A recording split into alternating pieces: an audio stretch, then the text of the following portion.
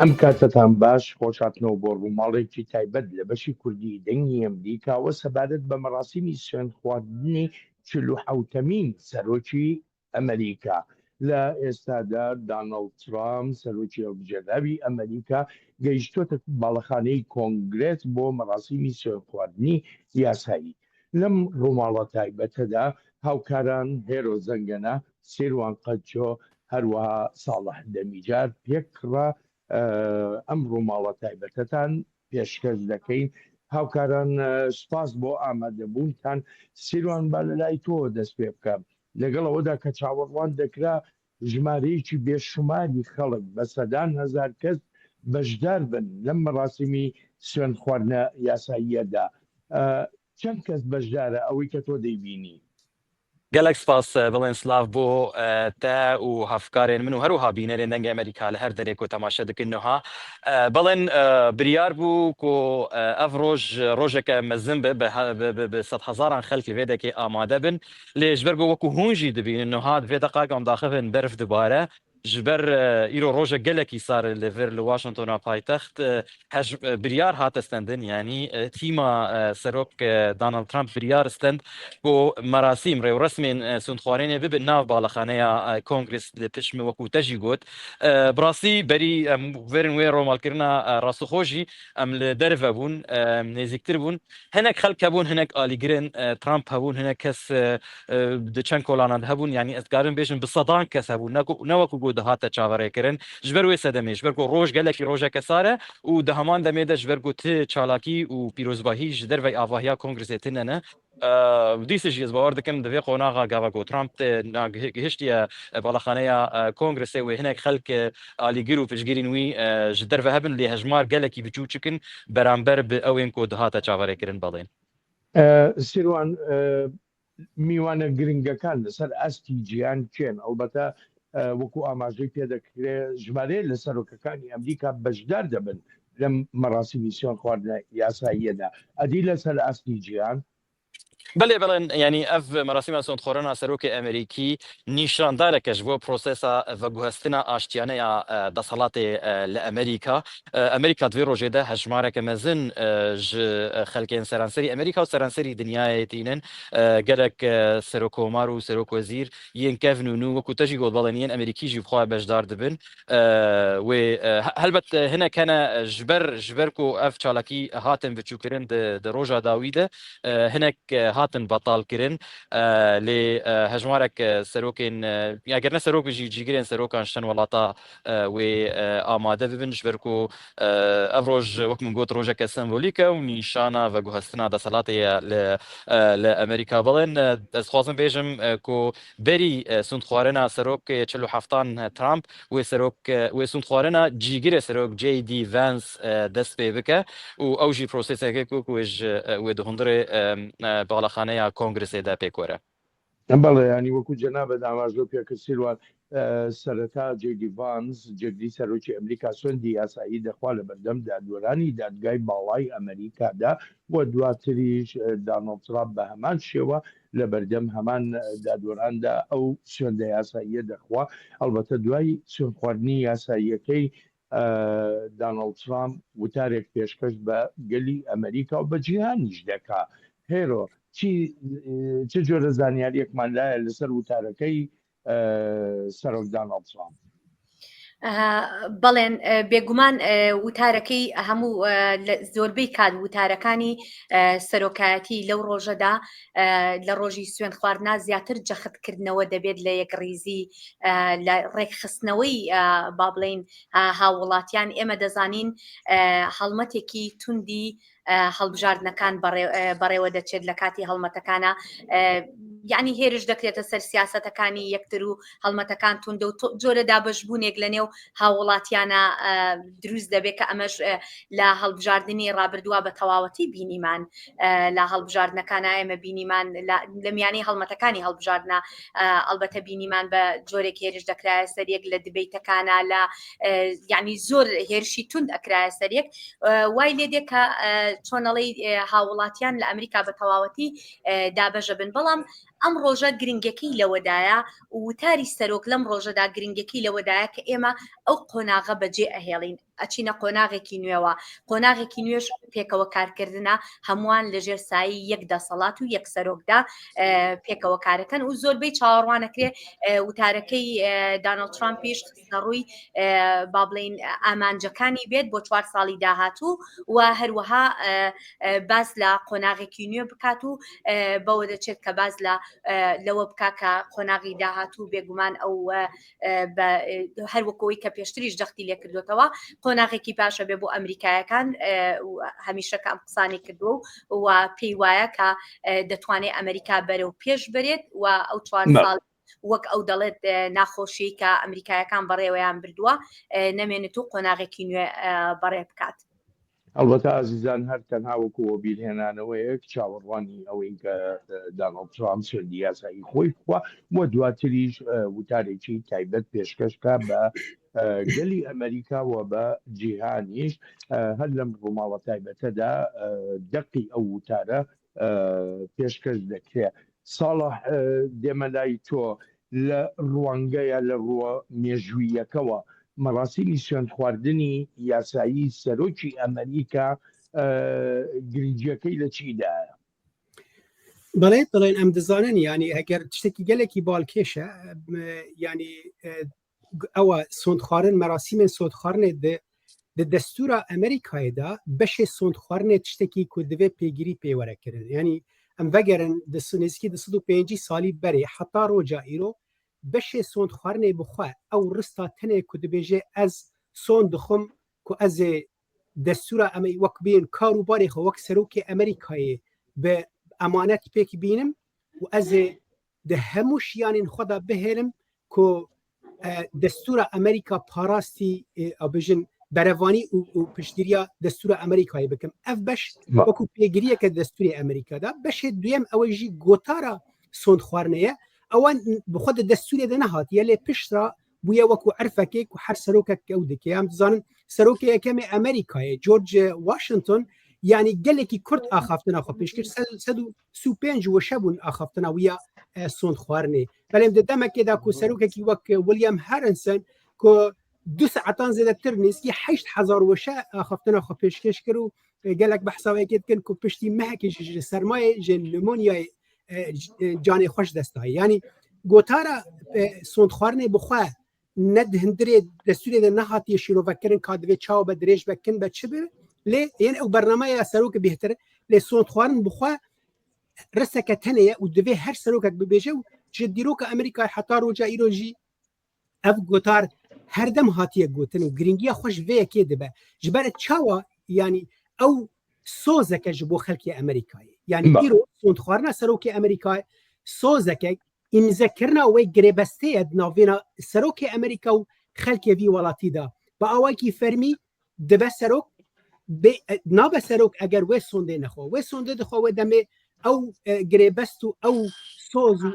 ku li dirêjiya salan û mehan bo xelkê Amerîka hatiye dayîn ewana têne cîbecîkirin bi awayekî fermî bê wê sondxwarinê qet girîngî ji yanî nabête serok divê wê sondxwarinê bixwe heta ku bibe serokê Amerîkayê. بەڵێ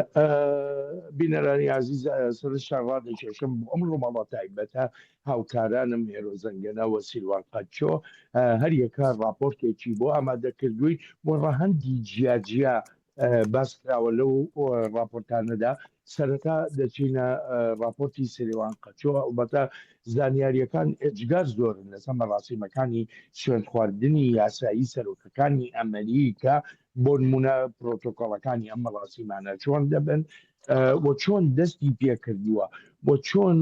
ئەم مەڕاستیمانە گەیەندراونەتە خەڵک لە ئەمریکادا با پێکەوە بینەری راپۆرتی سیلوان قەچۆ بینە. Destpêka damezdirandina Amerîka ve merasîmê danîn û sondxwarina serok her 4 salan carekê pêk tê. Ev yekê dîbûyek evneşopiyeke girîng di siyaseta niştimanî ya Amerîkî de. Serokê yekê yê Amerîka George Washington sîhê Nîsana 1780 nihan carekê wekû serok sondxwar. Ew merasîm li ser balkona Hola Federal lê bajarê New Yorkê pêk hat. Wê çaxê New York bo demeke Kurd bûbû paytexta Amerîka.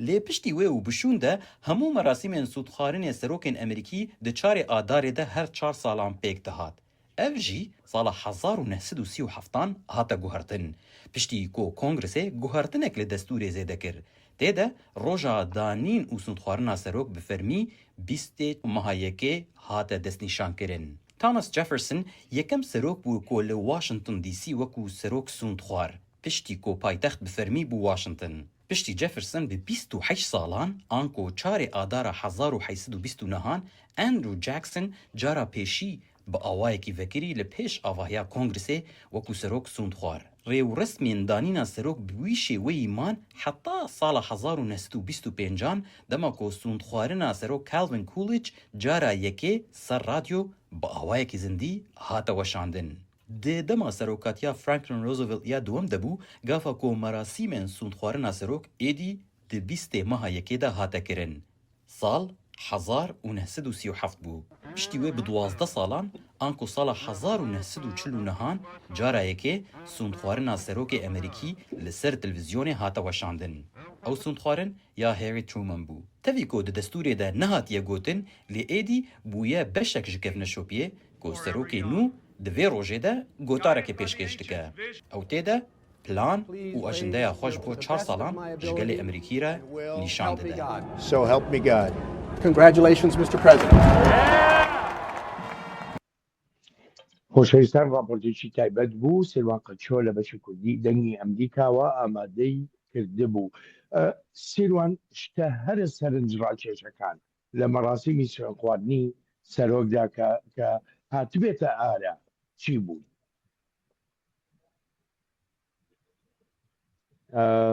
پێدەچێت گرفتێکمان هەبێت لە پەیوەندیە تەلەفۆنیەکەدا.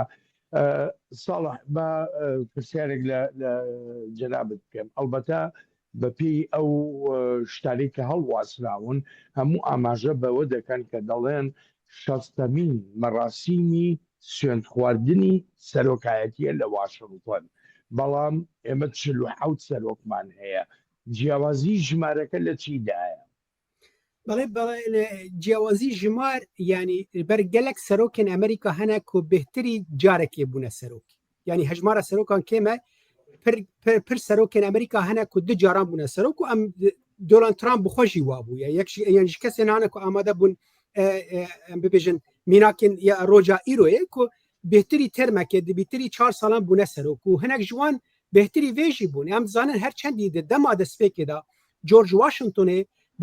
dema sondxwarina xwe ya duyem da got ez êdî cara sêyem nabim serok. Her çendî di destûrê da wê demê nebû. Mesela di destûrê da ku dibe du kes tenê em bibêjin serokek du car tenê bibe serokê Amerîkayê ew pişta di 1947 da hate pesendkirin ji aliyê Kongresa Amerîkî da. Yani serokekî wekû Franklin Roosevelt ku ji wek FDR tê nasîn di Amerîkayê ew 4 caran bû serok. Yani bêhtirî 12 salan bû serok 4 caran sondxwar. Ji ber vê em ferqa ciyawaziya di navêna hejmara em bibêjin serokan û mabêna sondxwarinê bi xwe da dibînin. Yani FDR wekû nimûne ji ber ku di dema şerê cîhaniyê duyem da bû wexta du caran bû serok cara sêyem jî careke din şer dest pê kiribû bû û cara çarem jî bû serok. Piştî wê jî wek me got Kongresê wek derxist ku yani em guhertineke di destûrê derxist ku çênabê serokê Amerîka bêhtirî di caran bibe serok. بەڵێ ئەڵبەتە وەکو لە دیمەنەکەدا دەیبینین لە ئێستادا دۆناڵد ترامپ 47مین سەرۆکی ئەمریکا چۆتە ناو هۆڵی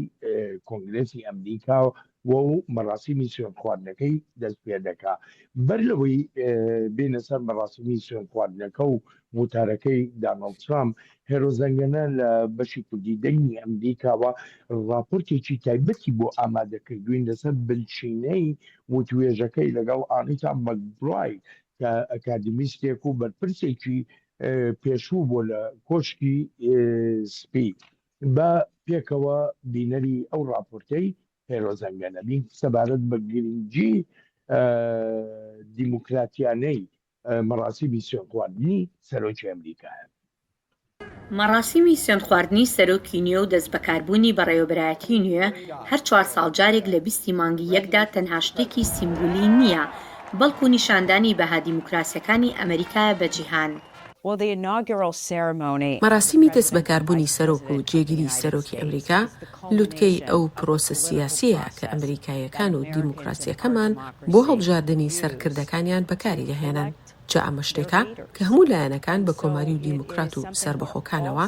لەسەر ئەم سەکۆی ڕۆ و ڕۆژئاوای کۆنگرێسی ئەمریکا پێکەوە کۆ دەبنەوە هەتا جیهان سوێند خواردنی سەرۆکێکی ئەمریکایی ببینێت.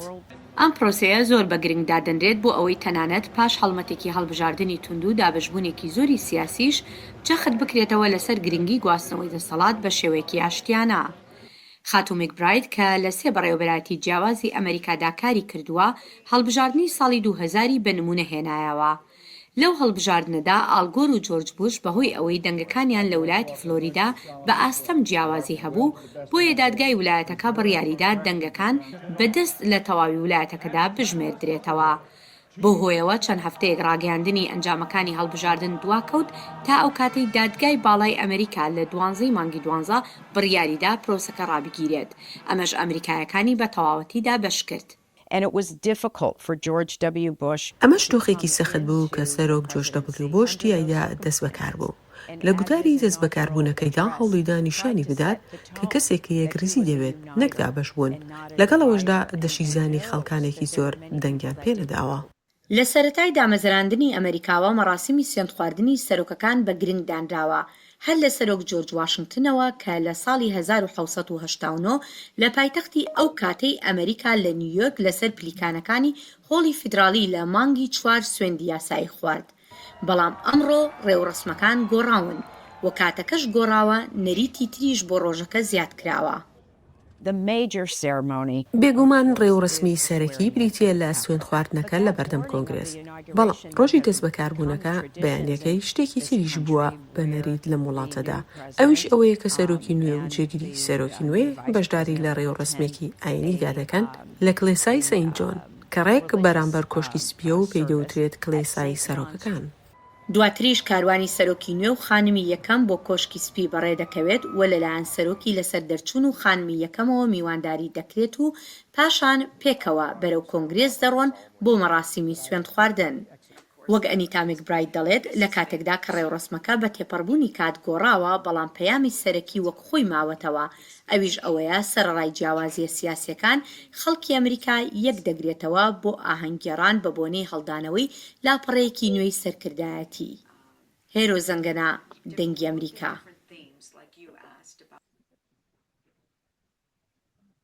هێرۆ سپاس دەکەم دەستخۆش بۆ راپۆرتەکەت.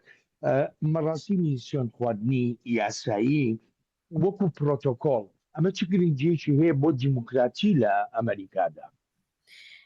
بەڵێن وەکو خاتو میکبرایتیش ئاماژەی پێکرد لە وتوێژەکەی کە لەگەڵیا ئەنجاممدا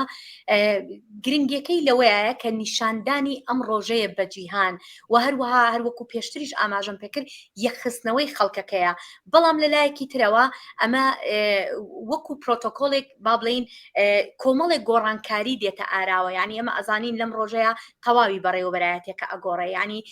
دانانی چۆنەڵی ئەو سنوورەیە بۆ خەڵک ئیتر تەواو ئەو سەرۆکەی پێشوو نەماوە، ئەمە سەرۆکی داهاتوە، ئەمە بەڕێوەبەرایەتی داهاتوە، ئەم بەڕێوەبەرایەتیە داهاتوە لەو چرکە ساتێک کە لە کاتژمێر 12 نیوەڕۆ سوێندی یاساییەخوا ئیتر هەموو شتەکان ئەگۆڕدرێت لە دوای ئەوە، ینی شتێک نییە پێش ئەوە یا دوای ئەوە هەبێ دەسەڵاتیان بەدەست نابێ. ئێمە ئەبینین سەرۆکی لەسەر دەرچوون هەتا دواساتیشی دەسەڵاتی هەیە، دەسەڵاتی لێخۆشببوونی لە دەستە، دەسەڵاتی هەندێک بڕیاری لە دەستە هەتا دواساتیە تا ئەو کاتێکە سەرۆکی بابلین کە دێتە سەر دەسەڵات سوێندی یاسایی ئەخوات. جا ئەمە ئەم خاڵەیە کە دانراوە لە کاتژمێر 12 پێش کاتژمێر 12 و دوای کاتژمێر 12 لە دوای کاتژمێر 12 کە هەموو شتێک ئەگۆڕێ لەو ساتە وەختەی کە سوێندەکە ئەخورێ سوێندی یاسایی ئەخورێ ئیتر هەموو دەسەڵاتێک لە دەستی سەرۆکە نوێیەکەیە ئەبێ و سەرۆکی ڕابردووکە هیچ دەسەڵاتێکی بەدەست نامێنێ. ینی شتێکی زۆر گرنگە نیشاندانی دیموکراسیەتی ئەمریکایە، نیشاندانی یاسای ئەمریکایە کە یاسا سەروەرە، ئەمە سەرۆکێکی نوێ هاتووە و ئیتر هەموو شتەکان لە دەستی ئەم سەرۆکە نوێیەدا ئەبێت. ئازیزانم جارێکی دیش سەرچاو ڕادێکێشم لە چاوەڕوانی سوێند خواردنی یاسایی دانڵد ترامپ وەکو 47مین سەرۆکی ئەمریکا دای و دوا بە دوای مەڕاستی سوێن خواردنەکەی وتارێکی تایبەتیش پێشکەش دەکا بە گەلی ئەمریکا و بە جیهانیش هەڵبەتە لەم ڕووماڵە تایبەتەدا تەواوی ئەو وتارەی سەرۆک ترامپیشتان پێشکەش دەکرێت. ساڵح بەلای تۆ چ شتێک زۆر سەرنجڕاکێشە لە مەراسیمی سوێن خواردنی ئەمڕۆی داناڵد ترامپدا؟ بڵێن بڕاستی gelek tiştên siranjrakêş hene eger em bidin aliyê wê mêjûyî ve tiştek heye û aliyê wê ka îro çi dibe birastî wekû nerêt yanî çi birê ve diçe ew yanî gelek tiştên balkêş hene. Tiştê balkêşê îro yanî serok Donald Trump yekem serokê komarî ye ku di serokatiyan cihê hev ne li ser hev de yanî ne 8 salan ser hev dine ciyawaz emên xwe ciyawazin yekem serokê komarî ye û duyem serokê di mêjûya dîroka Amerîkayê de ye ku berî wî di 1885 de Grover Cleveland wiha bû ew jî demokrat bû yanî em hesabê 145 salî berê dikin ku niha yekem serokekî Amerîkayê ku du termên xwe ciyawaz em bêjê xizmetê dike. Ev tiştekî balkêş e ji aliyê em bêjin siyasî de. Ji aliyê wê keşû hewê de jî ku hevkarê me sêrwan behs kir dîsa eva duyem care di dîroka Amerîkayê de ku serokek em bêjin merasîman ji dervey em bêjin ber sar û sermayê dibe nava kongresê. Dizanin ku em bêjin berê jî Ronald Reagan ev yek kiribû vê carê cara duyeme di mêjûya Amerîkayê de ku em bibêjin merasîm ji derva tên hindir ji ber sar û sermayê û tiştê balkêş ew e ku Ronald Reagan di dema xwe yekem da germtirîn ew bû yanî germtirîn keş û hewa di wê demê de bû pileyên herî germ bûn piştî we bi 4 salan pileyên herî em bibêjin herî sar bûn yanî tiştê wiha balkêş divê derbarî de hene lê bi rastî belê ez xwazim vê bibêjim heger dem hebe em dikarin ka di vê rojê de bi taybetî proseya em bibêjin karûbar di nava koşka spî çawa dibe bi rengek gelek bînerên me agahdar nebin ji vê yekî yanî کاک ساڵح ئەمە یەکێکە ببوورە قسەکان پێڕم یان یەکێکە لە پرۆسەکە وردەکاریەکی زۆر هەیە لەو گۆڕانکاری کە ئەوەنە بەسەریعی لە ناو کۆشکی سپیا ئەنجامەدرێت لەوانەیە وەکو کاک ساڵح وتی بینەران ئاگانە بن کە گۆڕانکاریەکی یەکجار بە پەلەیە ینی لەبەر بارودۆخی ئاساییشیش لەوانەیە هەر کارمەندانی کۆشکی سپی ئەم کارە بکەن ینی لەبەر بارودۆخی ئاسایش ناتوانرێت خەڵکی تریش بهێنرێتە ناوەوە ئەم کارە بکات. یعنی وەکو باسیەکەن هێرۆ ساڵە ئاماژە بەوە دەکرێت کە ئەو گۆڕانکاریان لەناو کۆشکی سپیدا تەنها چەند کاتژمێرێک دەکایەنێ بە کورتی پێمان بڵێ گۆڕانکاریەکان چیەکە لەناو کۆشکی سپیدا دەکرێن سادایی وەکو چاوە کەسێک دخوازێ ماڵە خوابار بکە و کەسێکی دیژی تێکەوێ جیهێوی عین کۆشکا سپی دەوان 4-5 دەمەژمێراندا وەکو شانەیەکە هەنگڤ لێتێت ینی تیمێن کار tu çawa malekek temamî ji nava koşka spî derxî û maleke din bi temamî tînî yanî wek nimûne di kamênên mezin li pêş koşka spî ra diwestin yek barhilgirtiye em bêjin serokê tiştên serokê nû tînê nava koşka spî yek jî vala ye tiştên serokê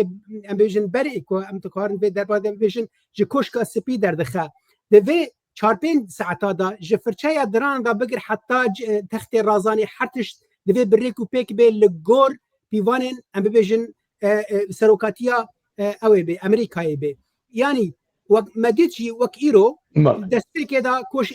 Joe Biden xatir ji endamên em bibêjin koşka spî dixwaze divê vay ez diçim pişta pêşwaziya serokê nû dike çayekê bi hevdira ve dixwin bi yanî proseyeke nerm birêk û pêk û aştiyane birê ve diçe lê her tiştek di cihê xwe de ye ji ber wê jî gelekî balkêş e yanî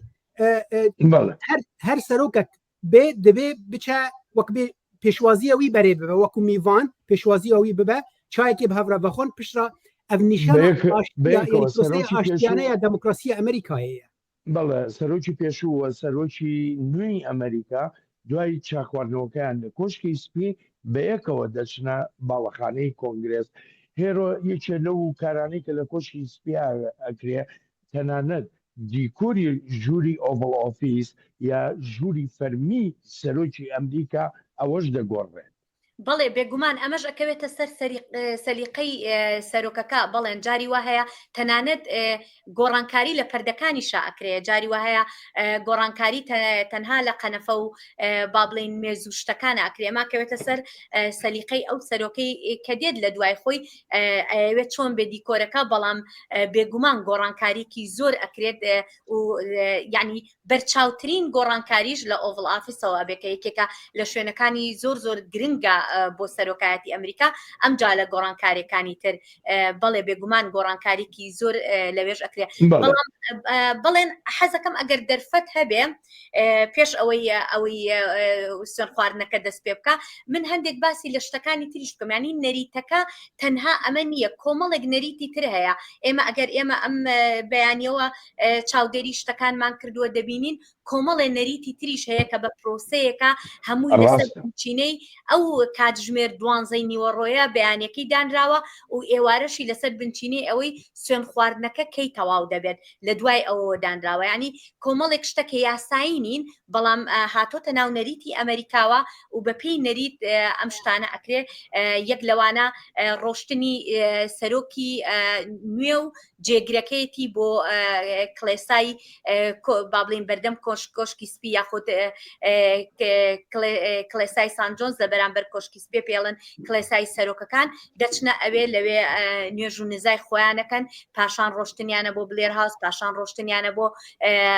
کۆنگرێز. ینی هەموو شتێک نەریتێکی خۆی هەیە و لە دوای ئەوەوە چەندین ئاهەنگی تر ئەگەڕێت ئێوارەی ئەمڕۆ و سەرۆک تایدا بەشداریەکە و بەڕێوەبەرایەتەکانی ینی کاربەدەستانی تری بەڕێوەبەرەتی داهاتوش چەندین لە شوێنی تایبەت ئامادە ئەبن و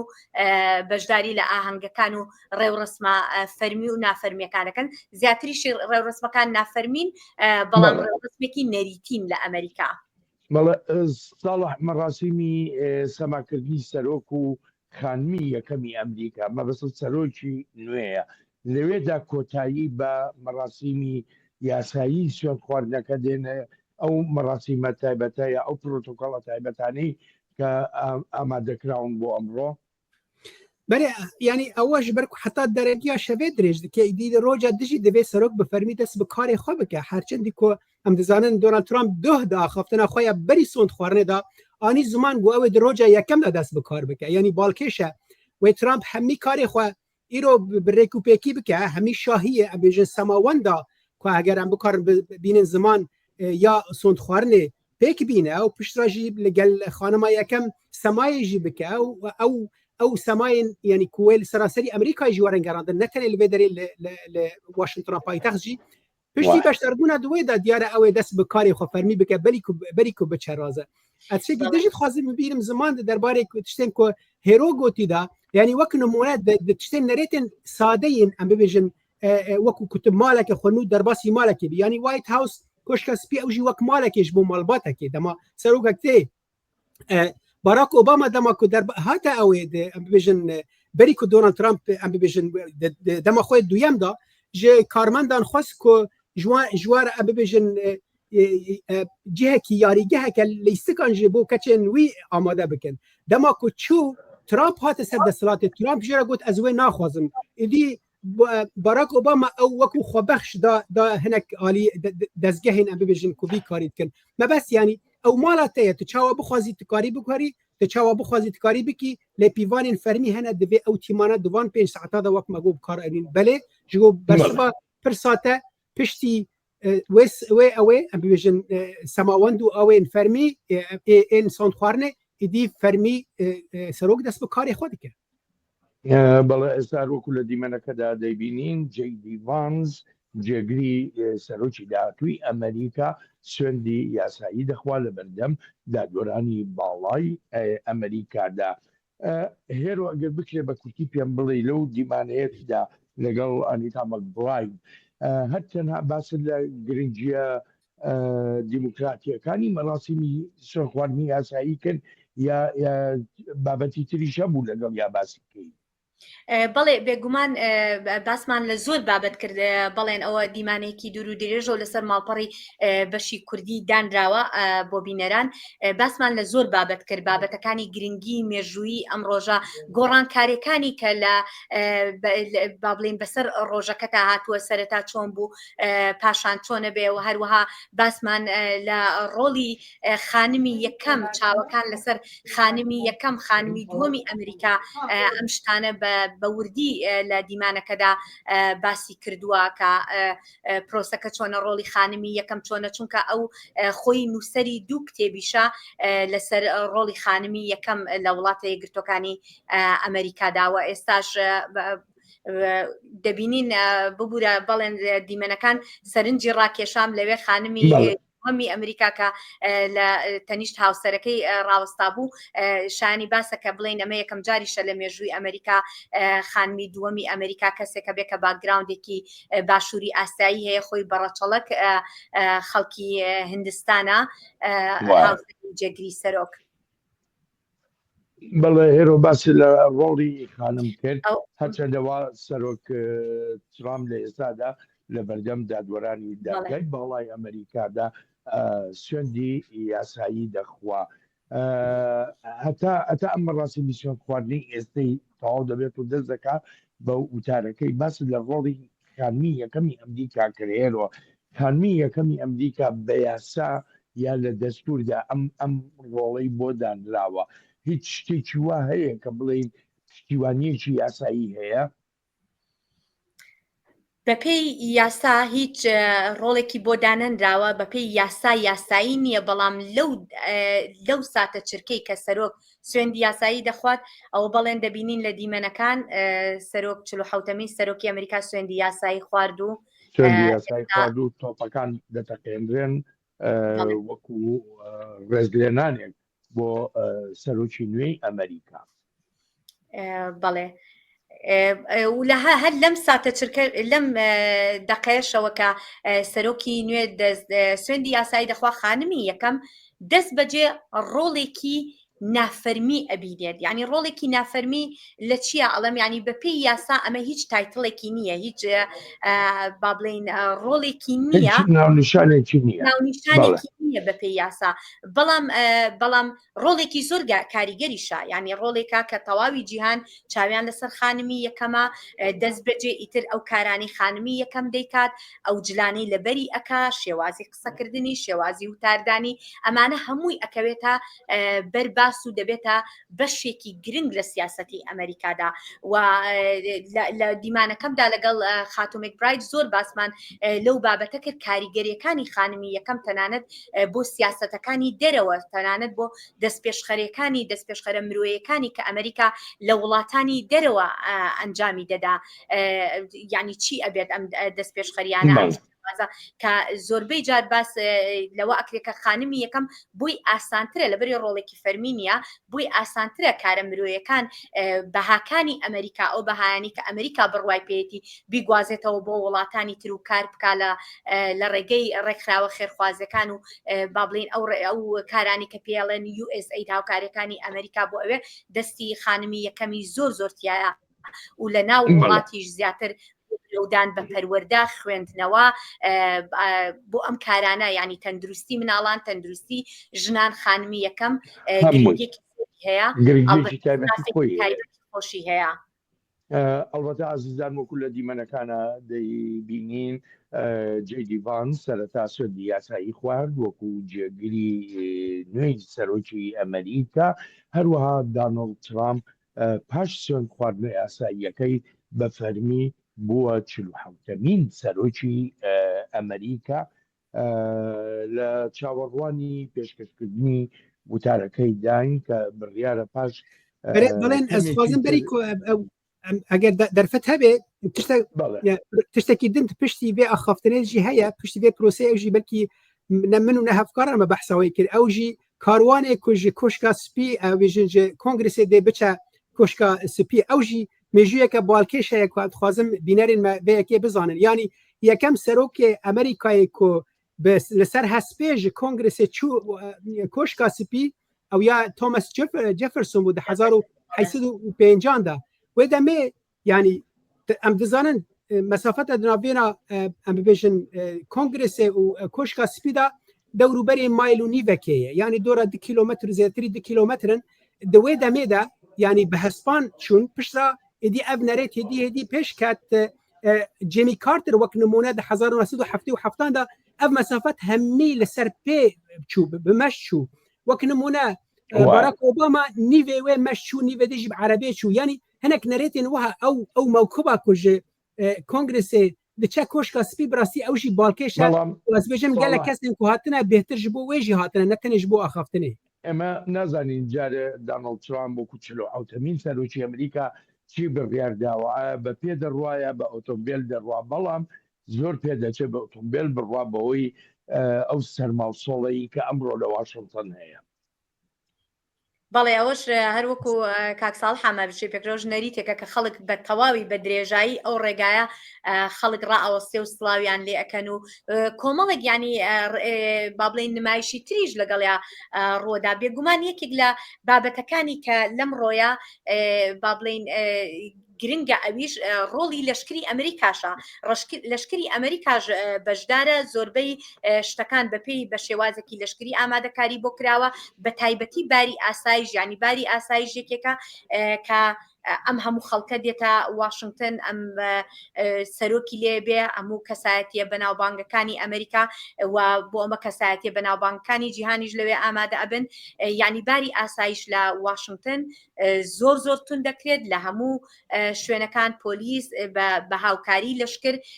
باری ئاسایشی ئەمریکاش زۆر تون دەکرێت و چەندین نمایشی تریش لە ڕێوڕسمەکاندا ئەنجام دەدرێت. ئەلبەتە پێویستە ئاماژەش بۆ بکەین کە ئەو بارە ئاسایشیە بڕێک هێورتر بۆتەوە لەسەر شەقامەکانی چواردەوری بە تایبەتی باڵەخانەی کۆنگرێز بەهۆی ئەوەی مەراسیمەکە لە دەروەی باڵەخانەکە براوەتە ناو باڵەخانەکە ینی پێشتر هێرە خۆمان دەمان بینی زۆرێک لە ڕێگۆبانەکان گیرا بوون ئاگاهی دەدرایە ڕێنمایی پێشوەخت بڵاو دەکرایەوە کە خەڵک بتوانێت لەکوێوە بڕوا لەکوێوە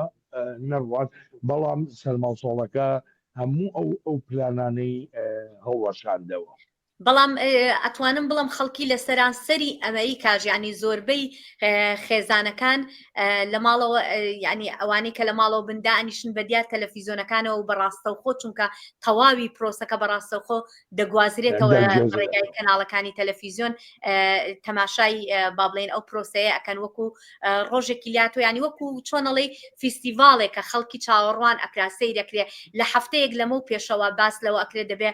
خانمی یەکەم چی لەبەر بێ بۆ ئاهەنگەکەی شەو دەبێت بۆ کاتی مەراسیمی سوێن خواردنەکە چی لەبەر بێ دەبێت چۆن مامەڵە بکرێ و یەکێکی تریش حەزەکەم لێرە ئاماژە بەوە بکەم کە جیاوازیەکی ئەم سوێن خواردنە بەراورد لەگەڵ 4 ساڵی ڕابردووە ئەوەمان بینی کە لەوانەیە هەنگاوێکیش بێ بۆ یەخستنەوەی وڵات بۆ ساڕێژکردنەوەی ئەو دابەشبوونەی کە ئێمە بینیمان سەرۆک سوێندی یاسایی خوارد سەرۆک دانالد ترامپ سوێندی یاسایی خوارد سەرۆکی پێشوو جۆ بایدن بە هاوشانی ڕاوەستا بوو لەوێ ڕاوەستا بوو هەتا ئێستاش کە هەردووکیان پێکەوە ڕاوەستاون و با بڵێن جۆ بایدنی ژەستا دەبینین کە لەوێ و چەپڵی بۆ لێدا جێگری سەرۆکی پێشوو لەوەیە بەڵام لەوەی 4 ساڵ لەمە و پێش دانالد ترامپ لەوێ ئامادە نەبوو تەنها جێگیری سەرۆکی پێشوو ئەو کاتە لەوێ ئامادە بوو مایک پنس لەوێ ئامادە بوو بەڵێن ببوورە متخصص چێکی دن زێدا بکەم بەری کۆ ترامپ دیارەوەی دەست باخۆ بەری دیارە دەست پێ دەکێ ڕاست بەڵێ ئەزدانم دانالد ترامپ 47مین سەرۆکی ئەمریکا وتاری خۆی پێشکەش دەکا پاش دەست بەکاربوون و هەروەها سوێن خواردنی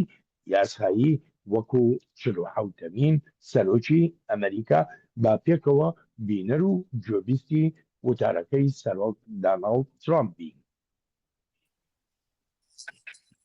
سەرۆک کلینتن سەرۆک بوش سەرۆک ئۆباما سەرۆک بایدن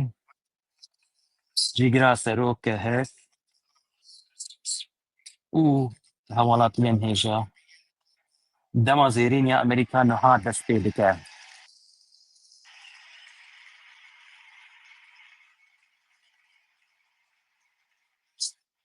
جفي روجي تيفا ولاتي ما تيش بكذا أما يتجارة قدام ريزا خوال لسراسري جيهاني فاقرين ويحركس راضي حاجة يسترنبو وأمناهي لنكو كسو ديج ما بقراج نهاوشون ده هر روجا سروكاتيا ترامتا أزي بهيساني أمريكا بينن بيش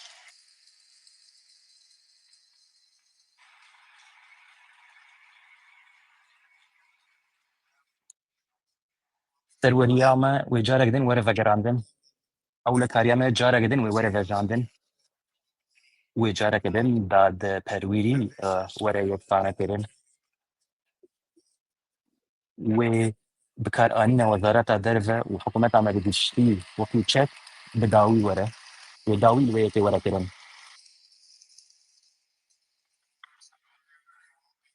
إيشينا يا ميا فريقي أول كو أمولاتك أفاضرين ولاتك سربلند دولة مند وآزاد با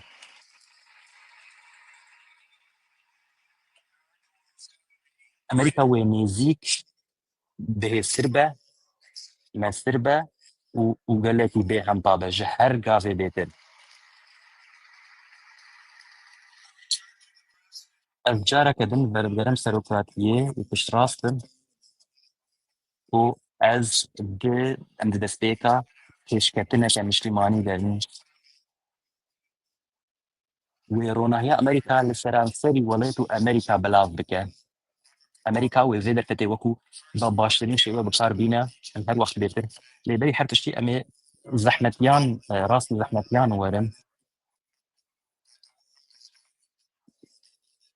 نها تشتي كل همرا كاتشد الدنيا قش بالدواني ويكي وكيكو إيرو أم لفيدة كي كوم دبن نها كريزة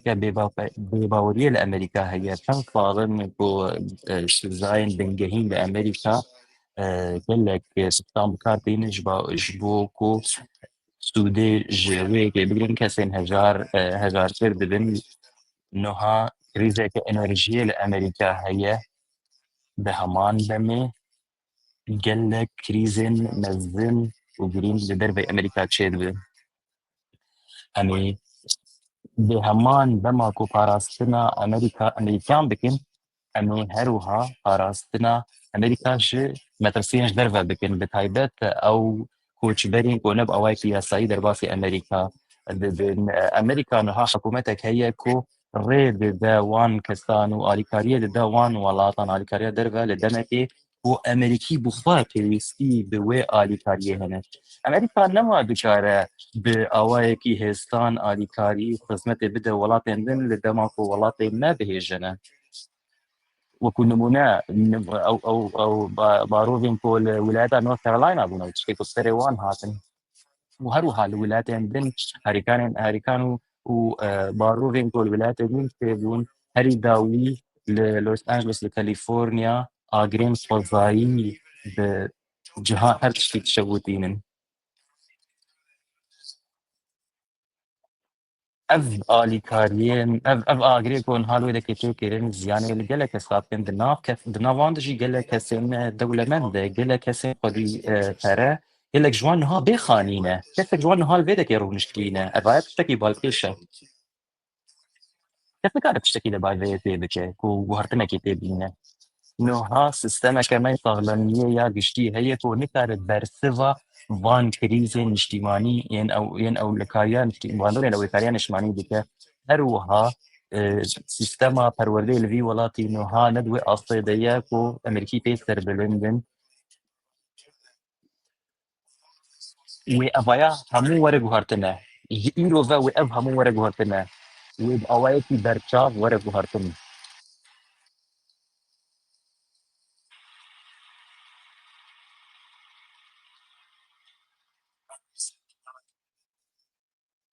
أذهل بجاتنين داوي بصلاة الدماء كو أموان تشتين باش بكن بتايبت جبر هناك تشتين نيجاتيف وخراب كو دما داوي دا هاتن كيرن تشتين كو ديمقراطيا أمريكيان وآزادية أوان خصنا جيرنا ترسي هذا لê ji vê KDKP ve dawîbûna yan daketina veselata Amerîka êdî bi dawî bû.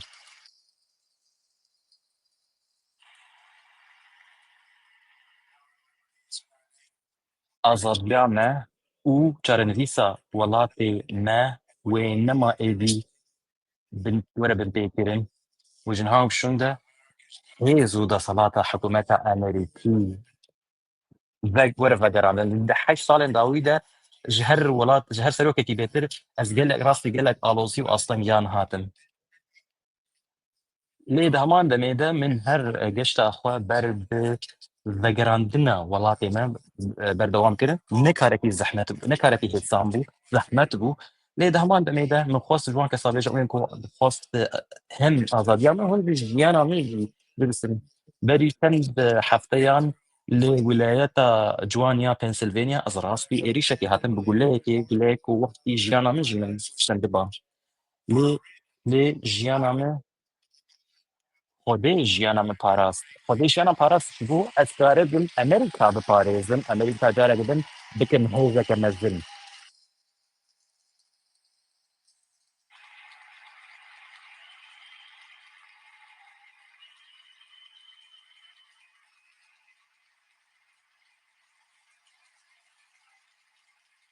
Gelek spas.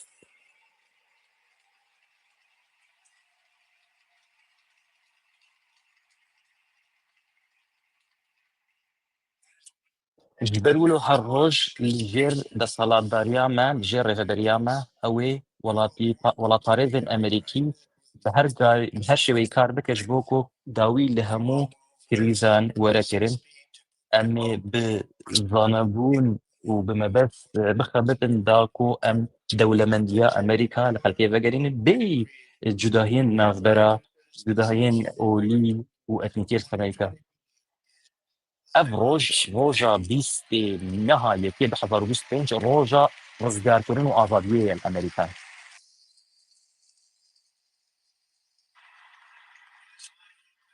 Hêviya min ew e ku ev hilbijartinên seroketiyên dawî ku wekû encam hilbijartinên xwedî zêdetirîn encam di dîroka welatê me de. Serkeftina me bû sedem ku welatê me li dor ajendeya vê rêveberiya Hong Kong bibin piştgiriya wê bike her sektor her beş ji civaka me jin mêr kesên Amerîkî, kesên Asyawî, kesên Amerîkîyên reş yên spî, xelkên gundî, xelkên bajaran her kes ji hemû çînên civaka Amerîkî li seransê wîlayetan bi nav de jî ew wîlayetên girîng û destguhêr xelkên van deviran xelkên Amerîka ji bo xelkên Hîspanîk û xelkên reş civakên Amerîkiyên reştpês ez spasiya we dikim ku we piştgirî da me û we bawerî da me ku bi deriya dengdana we ev yek nîşan da me. Ez vê yekê ji bîr nakim ez bîr nakim alîkariya we biriya dengdana we. Ez hêvîdar im ku bi we re kar bikim. Di çend salan îro roja Martin Luther King e evaya rojeke rûmeteke girîng e ji bo min ku bi hev re nikaribin xewna wî êdî bikin rastî em ê xewna wî bikin rastî.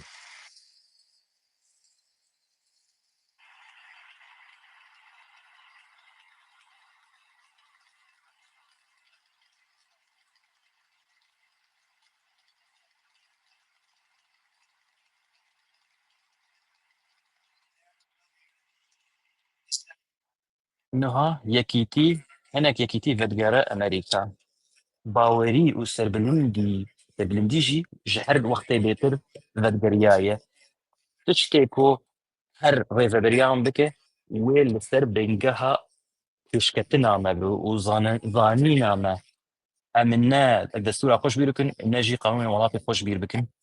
û em xwedayê xwe jî bîr nakin.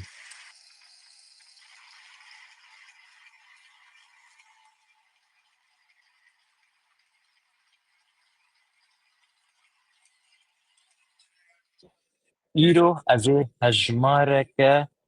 fermanên hilbijarkariyên serokatiyên dîrokî imze bikim. Wê ev kiriyar rê bide ku hestên giştî yê Amerîkiyan li wan vegere. Herî her tiştî از اولکاریه که روشک آوارته سر اصلا نشتیمانی اللي سر سینور خوا یه باشور سینور امریکای باشور را ببینن.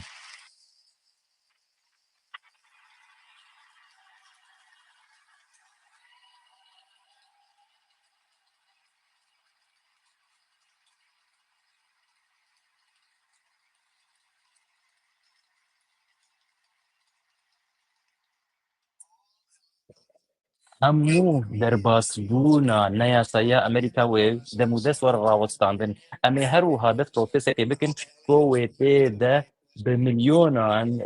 کوچبر نقانونی لولات خو ورن وگراندن ورن درکرن امی هر و ها سیاستك بين هولي وإدارين بري كوچبريه بكن از ده هر و ها ري لبروي سياستا گرتن و بردانا کوچبران بردن هذه هر و ها لشکرین امریکی بشتینن سر باشور شینور باشور داکو ري لبر در باسونا نیاسایی یا وان کتان بگیرن لجر وان قانون فرمانی کو ایرو از انزا بکن او کارتل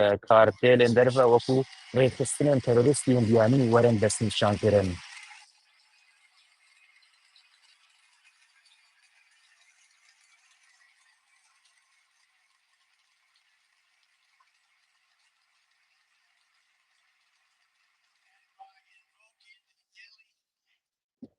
بريا قانون صالح هزار ونهفد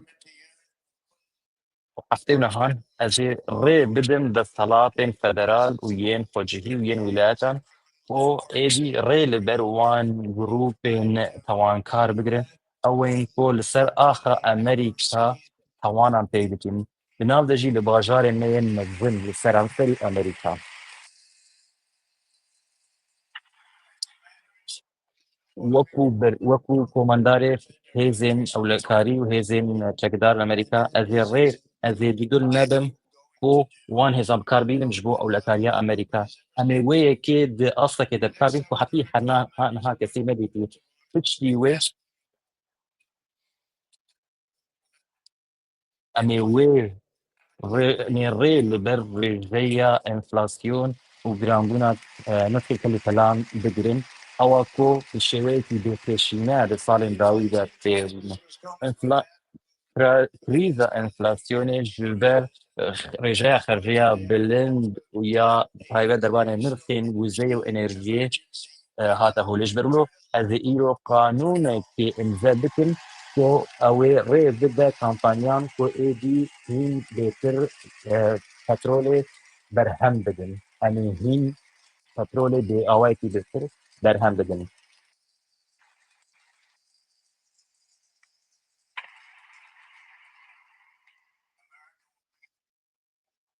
امريكا والبيبا والاتك يكشفاز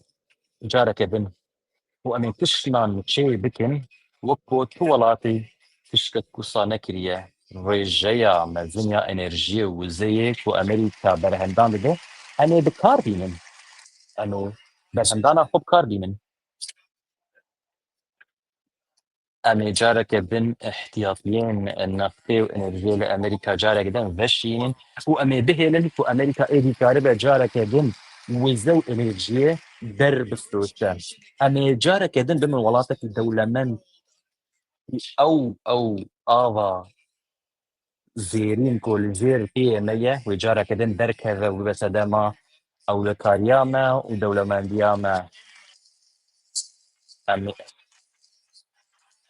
هروها ري بدن كو ترمبيلين امريكي برهن اصلا كمبانيا ترمبيلان اصلا خوفي تربكن وري بدن وانكو جارة كدن بهيزن كو تفتن كارش فكيرا بريدا بكن أخافتنا كذن وريل برتا هبل ريل وقت ولاتيك أمريكي بوس ترمبيلا بجرايا خوب كره أمي وان ترمبيلا أمي بهرن كو ترمبيل ورن درسكران ترمبيلا كو بري شان صغلان نممكن كو ولاتين كاريبو بكروا بخيرا في دنجدانا ويا باوريه أمي كاربن فانتشتا بكن جيبينم أزيد دمو دست سیستما بازرگانی امریکا دست بکن داکو کارکرین امریکی بأواكي دادوري بجي لشينا كو ام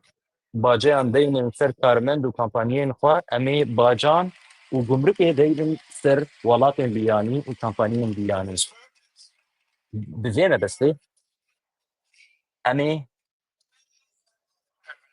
امي خزمتا داهاتن درفه يعني درفه بكاربينن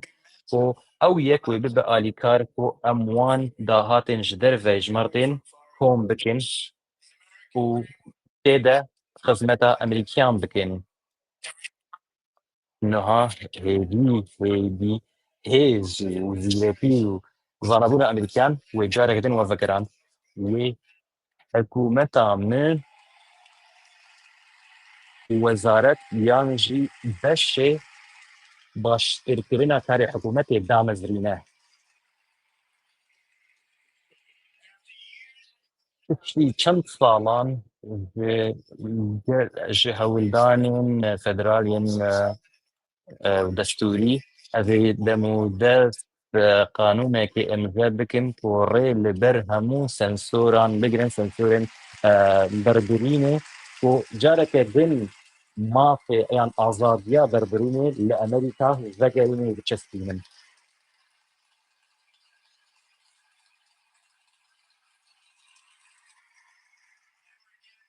يعني قد جارك دن نهلن كو هێزا دەسەڵاتێ وەکو چەک وەرە بکارئانینە ji بۆ کۆ ڕکابەرên سیاسی وەرن پەسەرکردن ئەمێ ڕێ نەدەن کۆ ئەو یەک تشت چێ ببێ ئەوێ قەت چێ نەبێ لژێر ڕێڤەبەریانە ئەوێ ئەv یەک چێ نەبێ ئەمێ جارێکە دن دادمەندی و دادوەریە وەک هەv و یەکسان لژێر دەسەڵاتە قانونی vەگەڕێنن ئەمێ قانونێ و دەسەڵاتێ vەگەڕین باژارێن خوێ vê hefteyê ez ê her wiha siyaseta hikûmeta ya danîna nijadê anîna nijadê nav her mijarê nav her babetê tidawî bikin em ê civakekê damezrînin ku li nijad û cudahiyên olî nanere em ê civakekê ava bin ku li ser bingeha zanebûn û ezmûnê were avakirin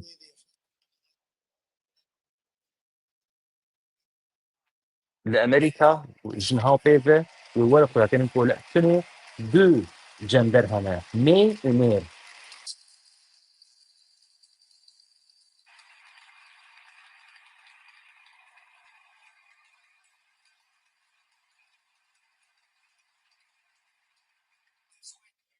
ذي حفي ذي هروها وان كان ذجرين او اندامين ارتيتش اندامي الاشكاليه امريكا او انكو نقص الفاكسينا كوفيد بالسنين او كسنه هاتم درفصل ذي وان ذجرين ذي حفي وابيك بده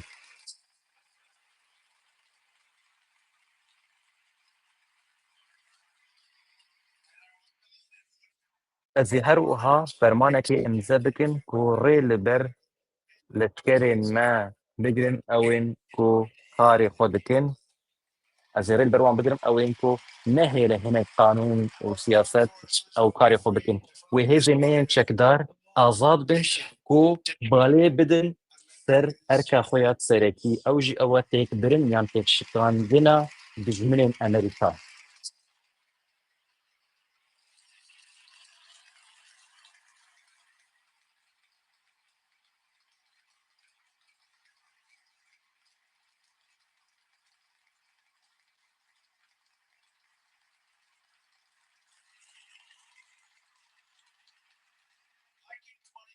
وقت ده حضروا حفظان به اميجار كدن بهسترين لشكر لسرانسري امريكا افابتن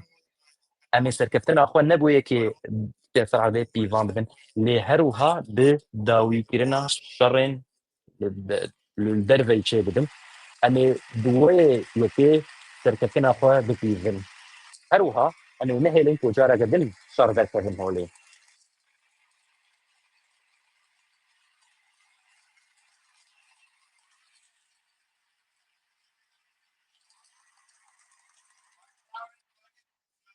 میراتا من هەری پێ سەر بلند بووم ئەوە کۆ ئەز ببم کەسێکی ئاشتی پارێز کەسێکی خەڵکەی نێزیکی هەر دەکەن بینە بیرە خوا کۆ بەری ڕۆژێکی تێکەوم پۆدکاستێکی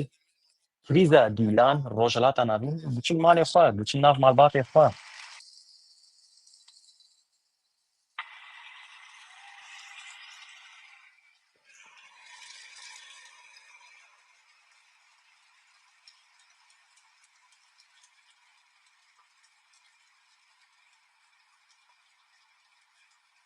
gelek spas ئەمریکا و جهێ خۆنی باش سەر ئەسا جیهانی ڤەگەرینە وەکو وڵاتین هەری هەیە وڵاتین هەری دەولەمەن بۆ ئەمریکا وێ ڕێ ji hemû dinê xweş bike ku jinha pişûnde wê Amerîka wê navê kendava Meksîkê bikek navê kendava Amerîka. Em ê navê serokê Amerîkî William McKinley lê bikin.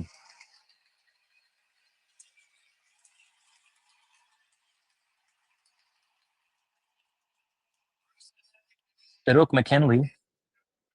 welatê me kir welatekî zengîn bi rêya gumrikê bi rêya behaneya wî gelek pereda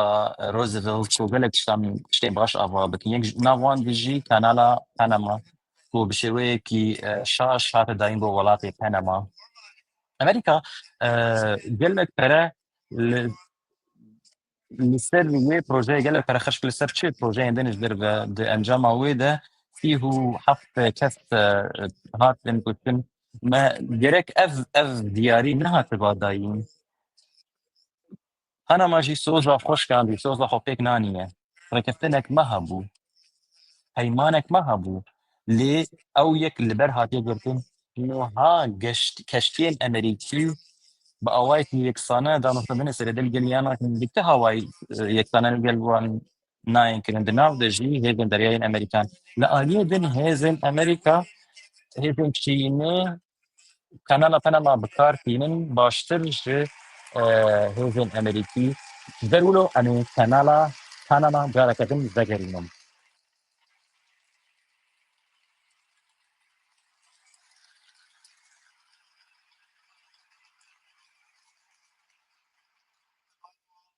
Ser her tiştî de peyama min ji bo Amerîkan ew e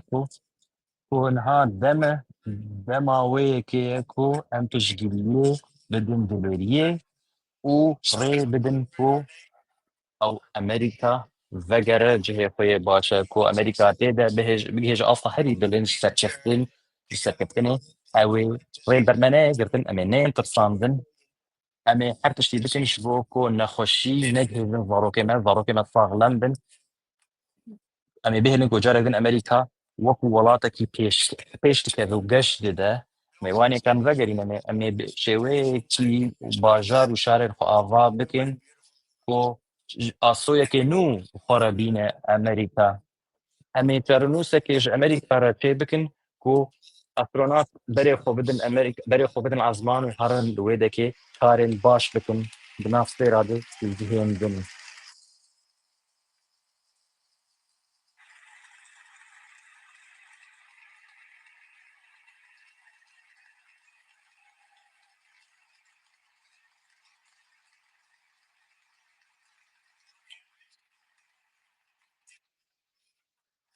Az werî tişta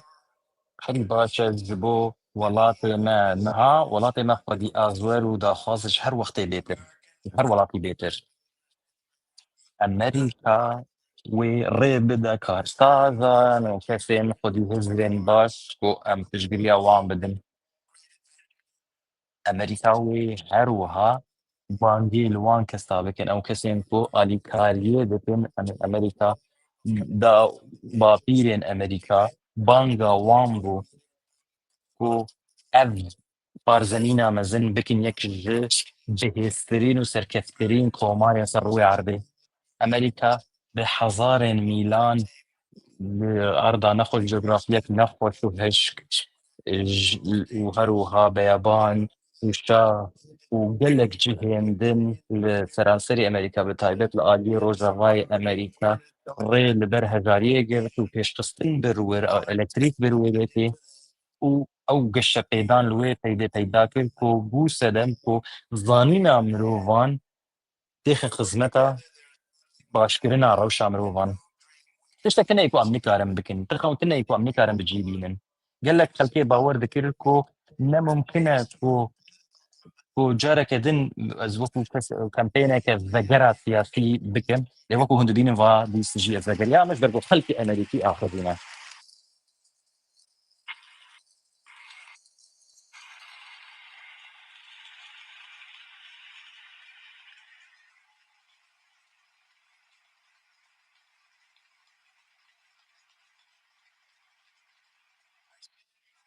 از لحال پیشوا راد وصل وكو بلغية كو جزيه قد ويكي باورنكن كو نممكن تشنين كرن لأمريكا تستي نممكن تيكرن وقتا تشتكي يمكن هذا باشترين روشة أنا رشيد نكن جي نيويورك حتى لوس أنجلوس جي فيلادلفيا حتى فينيكس جي شيكاغو حتى ميامي جي هيوستن حتى فير واشنطن دي سي ولاطينا هاتا أفاكرين بكرما كسين ولا طارزين وحر تشتي بدن جبو ما فيما جبو أضادياما او جود کار بون و کارکر بون و کسیم که دماغینا کار بکن کسیم پلیس بکریم پلیسا بون کارساز بون هر کس بون و هر بپیج لشون و نهل و تشتک ریل برویه که بگیرن بردا فازا وان به هر وان کسان ریس خوش کرن جبو کو آواهیان آوا بکن رین سرکی آوا بکن دو بجداری دو شرن جهانی بون هم فاشیزم و هم کامنیزم پیک برن و وريل بر هر أصلاً جيرتن هر أصلاً جي درباسكن مو زحمتي درباسكن تشتيكو أم جيش بهذر مانا أم البندي ويكينكو جارك بن أم بقرن بقالي كارياوة أم سوزا أمريكا فيجينن أم ولاتك وجي حزبكن جارك دن جنوب آفابكن أم يك ملتن أم يك جلن أم يك مالباتن أم ولاتك سركتكينة وغير دفلاتا خدي جا فارستنا خدي أما ببين إنكو حر ضاروكتي كو خونك ويهبك وخونك بجيبينا أزي أليكاريا وبكم أزي جبوة الشر بكم أزي جبوة برفضاني بكم وأنا قد رانا وصلن أنا قد كيك نتشن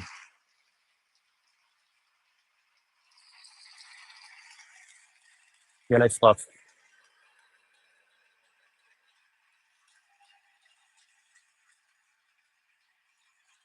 يلا إسقاط يلا إسقاط بصالين باويدا ولاتينا راستي قال لك أصلا جام هاتن لي أمي ويكي فجرين أمي ولاتي خو فجرين أمي ولاتي خو جارك دن بهيز بكن مش هر وقت بيتر أمي ببن ولاتكو تجي حسكرين دليري وكاري بهمبا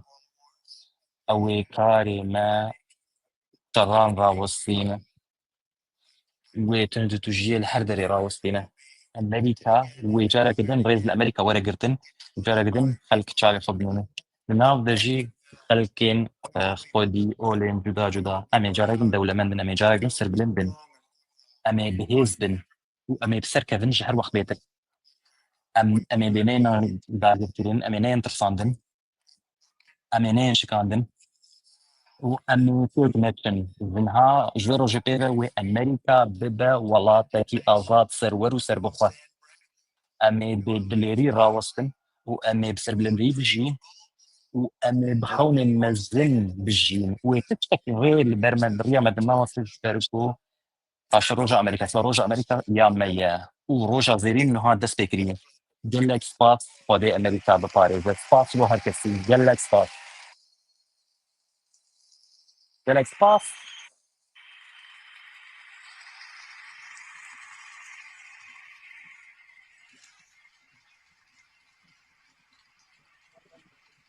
proud.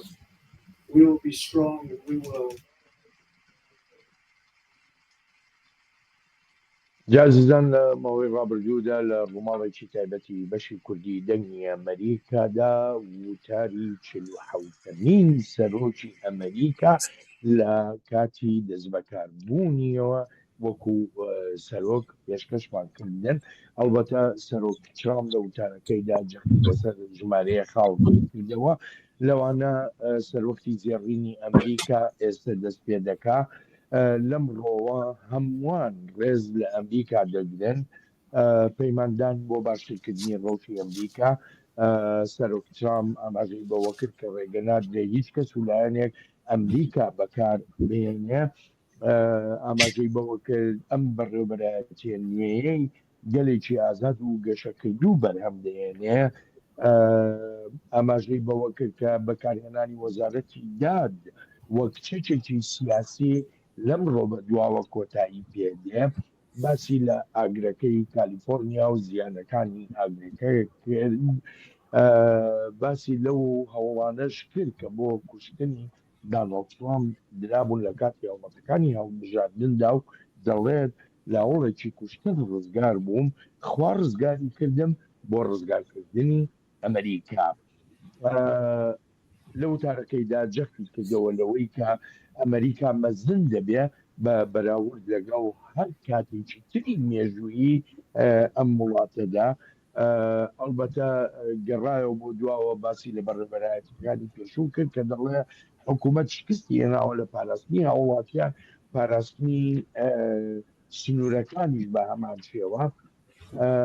بیستی ئەم مانگەواتە ئەم ڕۆی وەها ناودێر کرد کە ڕۆژی ڕزگاری ئەمریکایە سوپاسێکی هەموو پێکاتەکانی گەلی ئەمریکای کرد بۆ ئەو متمانی کە پێیان داوە بۆ بەڕێوەبەرایەتیکردنی ئەمریکا لە 4 ساڵی داهاتوودا یەکێتی دەگەڕێتەوە بۆ ئەمریکا هەموو شتێک بە خێرایی دەست دەکات بە گۆڕان لەمڕۆواتە لەمڕۆ گۆڕانکاریەکانی داناڵد ترامپ بۆ 47مین سەرۆکی ئەمریکا دەست پێ دەکا ئاماژەی بەوە کردووە دووپاتی کردەوە کە هەر ئەمڕۆ فەرمانە سەرۆکایەتیەکانی خۆی مۆر دەکا و شۆڕشتێکیش هەڵدەگێسێنێ وەکو لە وتارەکەیدا باسی کرد داکشانی ئەمریکا لەمڕۆوە کۆتایی پێدێ ئەڵبەتە زۆر بابەتی تر سیروان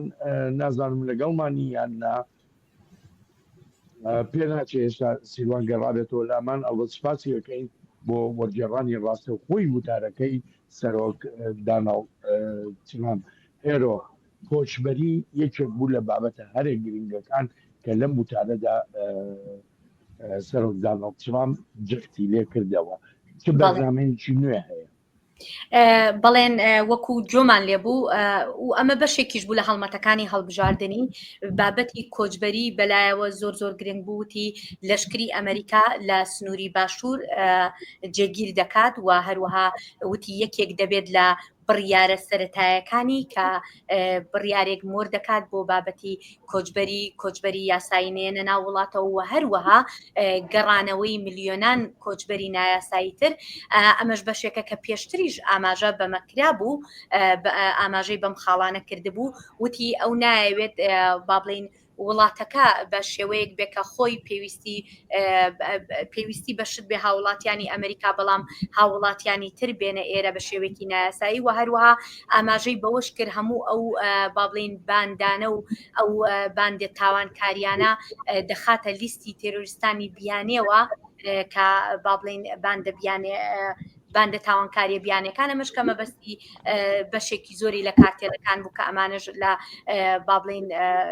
بەشێکن لەوانی کە لە سنووری باشووری ئەمریکاوە گوایە کارەکانیان دەکەن جا باسی توندکردنی سنووری کرد لەو بارەیەوە زۆر بە شێوەیەکی چڕ سنووری وڵاتەکە توندەکات بەڵام ئەوەی کە زۆر جەختی لێ ئەکردەوە وەکو ئەوە بێکە بابلین ڕۆژی ئازادی ئەمریکا بێ ئەو بەو شێوەیە ناودێری کرد بیستی مانگی 2025 وەکو ڕۆژی ئازادی و سربەخۆیی ئەمریکا ناودێرەکرد وەکو ڕۆژی ئازادەکان کە هەموو شتەکانی کە لە ڕابردووە بۆیە لە هێرشێکی توندی کردە سەر بەڕێوەبەرایەتی پێشوو لە قسەکانیدا کە ئەو کە نەکراوە جارێکی تر ئەم لە بەڕێوەبەرایەتەکەی گوایە هەوڵەدا بۆ بەدیهێنانی ئەو بابەتانە ئەو کارانە بکات. بەڵێ ساڵح دۆسەی ئابووری دۆسەی بازرگانی دۆسەی پیشەسازی هەروە دۆسەی وزە ئەمانە تەوەری گرنگی وتارەکەی سەرۆک دانەڵد ترامپ بوون چی زیاتر هەیە پێمان بڵێ بەڵێن ینی بەری وێ ئەسخوازم فەتشێکی بژم کۆ ترامپ ئانی زمان و ڕەنگە باڵا کەسێن لەوێ دەرێ بوون ئەم ببێژن ئامادەیان کشان ئەوژی کۆ ئەو یەکەم سەرۆکە دمێژوویە ئەمریکایدا یا 150 ساڵی کۆ ئەو قاس ڕاستی زەحمەتیان هات و دیسا ژیوی کاری بۆ ڕیا خۆڤەکە ئەو گۆچی داویا خفتنە خۆدا کۆ ینی لەگەل گەلەکان محال بوو کو ببینن جارێکە دن ترامپ بە دیگەرە کۆشکاسپی وایە دیسات بێژە وەکوە دیت ئەس vegeriam دەربارەی ڕەوشە ئابووریدا ترامپ سۆزدا و ئەوەی ئەمریکا جارێکە دن زەنگین بکە جارێکە دل ماڵدار بکە و نیشانین ئاخافتن ئەویژی ئامادەبوونا هەن کەسایەتیان دەبوون ینی وەکو کەسایەتین وەکو ئیلان ماسک وەکو مارک زەکربەرگێ فیسبووکێ ئیلان ماسکێ ئەم ببێژن تسلایە وەکو جف بیزوسێ ئەمازۆنێ ینی کەسایەتین وها یەن ماڵدارین ئەمریکای هەمی لە ڕەخوی بوون هەنێک جوان پێش وەزیران دەڕۆشتە بوون یعنی ئەوژی تشتێکی باڵکێشە ئەف دیار دکە کو پلانێکە ویە ئابووریە بڕێک و پێک هەیە لە بەحسا زەنگینکردنا ئەمریکای و ئابووریەدا و بەحسا بازرگانیە و دانینا باجان لەسەر وڵاتên بیانی لە شوونە کو لەسەر ئەمریکیان دەینن گوت ئەم لە شوونە لەسەر ئەمریکان دەین ئەمێ لەسەر وڵاتên بیانی باجان دەین وامێ بهێرن وڵاتێ مە زەنگین ببێ بێن ئەم دەزانن کو دەما خۆی بەرە دەژی ترامپ هەر پلانە خۆوا بوو کو سەر ڕەوشە ئابووری ینی کارێکی بەرفرح بکە کو ینی ئەف کۆمبوونا ئەم ببێژن ئاخافتنا بژی وەرگەڕاندنەکە ji plana wî divê derbarê de em zanin berê lê gel Çînê ew bacên giran gel Çînê kirin dûr nabe ku careke din wan tiştan vegerîne yanî ew dixwaze Amerîkayê zengîn bike behsa buhayê kelûpelan kir got divê ez buhayê kelûpelan ji bo xelkê ji bo welatiyên Amerîka da bixim yanî planeke wî ha wekî diyar û aşker heye her wek hêro jî got helmeta xwe ye ئەم بژن هەلبژارتنان دا هەر ئاخافتن گوتن ینی تشتێکی چاوەڕێگریە کۆ ڕەنگە ترامپ دەوێت دەربارەی ئابووریەدا ڕۆلەکە باش بلیزە و ئەمریکای دوی واریدا گەشت بکە بەڵێ دووشتی بڵێن ئەگەر ئیجازەم دەی دووشتی کە بە ناو ناوی وڵاتەکانی هێنا پانەما و مەکسیک بووکە ینی وتی پانەما سەرپێچی کردووە لە ڕێککەوتنەکان ینی ئەمەش ئەوەمان پیشانەدا کە هەوڵی شتی زیاتر ئەدا لەگەڵ پانەما و هەروەها شتێکی تریش کە گۆڕینی ناوی بابلین کەنداوی مەکسیک بوو بۆ کەنداوی ئەمریکا ئەمانش بێگومان دەبینین ینی بزانین وەڵامی ئەوان چییە بێ و لە ڕۆژان داهاتوە ئێمە ڕووماڵی ئەم بابەتانەش ئەکەین کە چۆن کاردانەوەکان بەرامبەر بم شتانە چۆن دەبێت وە شتێکی تری سەرنجڕاکێشی ژێمە بینیمان لە ینی تەنانەت لە خودی شوێنی سوێن خواردنەکەش ینی لەو شوێنی کە وتارەکەیدا ئەو ئامادەبووانی لەوێ بوون ینی لەوێش بەنێو ئامادەبووانیشەوە دیار بوو ئەو کەسانی کە چۆن پێشوازیان لە وتارەکەی ئەکرد لە چ خاڵێکا لەگەڵ یابوون و لە چ خاڵێکا لەگەڵ هەندێک خاڵەکانە بەڵێ لە هەندێک خاڵەکانە هەڵدەسان و چەپڵیان بۆ لێ دەدا و لە هەندێک خاڵش ئەو کەسانی کە لەگەڵ بۆچوونەکانیانە بوو یا لەگەڵ ئەو خاڵانەیان نەبوون ئاماژەی پێکا بێدەنگ دائنیشتن لە خاڵە گرنگەکانی تری لە وتارەکەیە کە باسی کرد ئەوە بوو هەڵبژاردنەکەی 5 یازدەی ساڵی 2024 بە گەورەترین و گرنگترین و مەزنترین هەڵبژاردن دانا لە ئەمریکادا لەو ڕوانگەیەوەی کە ڕێژەیەکی ئەجگار زۆری خەڵک بەشداریان کردبوو جیاوازی دەنگەکان بۆ سەرکەوتنی دانەڵد ترامپ نزیکەی 5 ملیۆن دەنگ بوو ئەمە بێجگە لەوەی کە لە هەموو ئەو ستانانەی دادەنران بەوەی ستانی یەکلاکەرەوەن لە هەڵبژاردنەکەدا دانەڵد ترامپ لە هەر یەکێک لەو ستانانەدا سەرکەوتنی بەدەستێنا هێرۆ خاڵێکی تر ئەوەی کە زۆر جەختی لێکردەوە ئاماژەی بەوە کردوتی لە ئەمریکادا تەنها دوو ڕەگەز هەن نێر مێ ئەڵبەتە ئەمە ئەگەریکی دروست کردو پێشتریش لە دوانی لەسەر ئەم بابەتە داوە ئایا کرێ وای دابنین کە بڵێ هەموو ئەو یاسایانەی بۆ پاراستنی مافەکانی LGBTQI هەن لە ئەمریکادا ئەمانە بەرەو هەڵوەشانەوە دەڕۆن بەڵێن بەو شێوەیە بێگومان ئەو مافانە درابوو و لە کاتی هەڵمەتەکانی هەڵبژاردنیشە ئەمە بابەتێکی مشتومڕ لەسەر بوو لە ئەمریکایانی بابەتێکی زۆر مشتومڕ لەسرە بەڵام ئێمە بە ئەوەش بزانین ئەم شتانەی کە سەرۆک ترامپ لە ئێستاە ئاماژەی پێەکە مەگەر بە وەکو بڕیارەکانی سەرۆکایەتی بەڵام بابەتەکانی تر دوایی دەگەڕێتەوە بۆ کۆنگرێس و جارێکی تر مشتومڕی لەسەر ئەکرێتەوە ینی هەندێک لە خاڵەکان هەروە بە ئاسانیش نییە هەندێک لە گۆڕانکارێن ناوخۆیەکان بە تایبەتی هەروە بە ئاسانیش نییە کە زوو دەرباز بێ ئەمە دەچێتەوە بەردەم کۆنگرێس و ئەنجومەنی نوێنەران و سینات و دەبێت پەسەند بکرێ و ئەمەش بەپێی یاساکان هەندێک لە گۆڕانکاریەکان پێویستی بە زۆرینەی سادە نییە پێویستی بە سێ لەسەر یەکی سێ لەسەر چواری دەنگەکانە بەڵام ینی بۆ ئەم خاڵەیان نازانم بە تایبەتی ینی چۆن دەبێ هەنگاوەکانی داهاتوی چۆنە بێ بەڵام ئێمە دەزانین ئەمە بابەتێکە لە ئەمریکا بابەتێکی مشتومڕ لەسرە بابەتێکی زۆر مشتومڕ لەسرە لە نێوان کۆماریەکان و دیموکراتەکان ئەمە بابەتێکەوە بەڵام بێگومان لێرە سەرۆک ترامپ هەوڵی ئەدا دیوە ئاینەکەی خۆشی پیشان بدات چەند جارێک ینی ئاماژەی بەوە کرد کە بە پشتیوانی وەکو دیوێکی ئاینی خۆشی لە وتارەکەی پیشان ئەدا و ئاماژەی بەوە ئەکرد کە دەیەوێت ینی تەنانەت بۆ دەنگی ئیسپانەکان و ڕەشپێستەکان کە پێشتر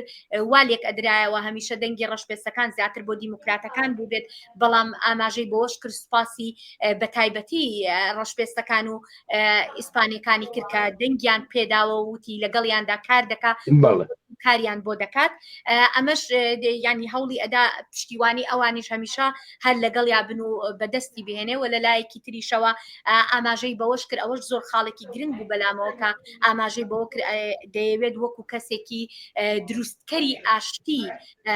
با بڵێن ناوبانگ دەرکانەک وەکو کەسێکی دابشکر ئەمەش گرنگ بوو کە ئاماژەی وتارەکەیدا بەڵێن ببێژن ئەگەر یارمەتیم بیچکە کاتمان زۆر کەم ماوە لە کاتێکە دانەڵد ترامپ 47مین سەرۆکی ئەمریکا جەختی کردەوە لەوەی وەکو ساڵی 2017 لەشکری ئەمریکا دەبێتە بەهێزترین لەشکری جیهان لە هەمان کاتیشدا باسی لەوە کرد کە دەیەوێت وەکو کەسێکی ئاشتی پارێز بناسرێت چکە لەشکر بەکار نایێنێ بۆ شەڕکردن هێندەی ئەوەی بۆ ئاشتی بەکاری دێنێ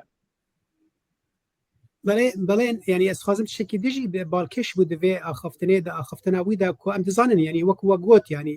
مەسەلا ڕێگەسپەرستانە مەسەلا پاراستنە سینۆرە مەسەلا ئەم بێژن عەرەبەیین ئەلکتریکە بەحساوێژی بوو کە